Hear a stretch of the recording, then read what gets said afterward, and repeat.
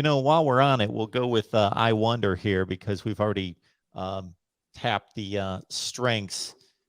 He wants to know what the biggest strengths and weaknesses are. So we'll go weakness. All Where are right. you concerned the most as we start August camp? My biggest weakness, if we're talking about threat to an opponent, I think the biggest weakness is going to be Florida State's tight end room, unless someone really steps up.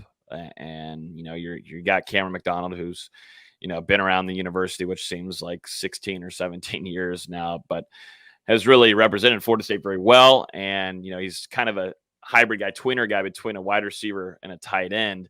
That's you got Cameron McDonald, but you're kind of looking for answers behind him because not a lot of you had a little bit of success last season with it. It was kind of up and down, but you'd like to see, Mike Norvell likes to have a tight end threat, and that hasn't really been utilized.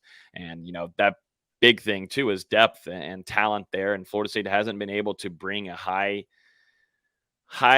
highly touted recruit in that room for quite a while. And Florida State going into this season is going to rely on Cam McDonald.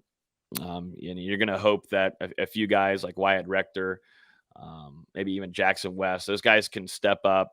I thought Brian Courtney had a pretty good spring, but that guy hasn't had a lot of PT. Really, you're looking at Wyatt Rector and Cam McDonald here.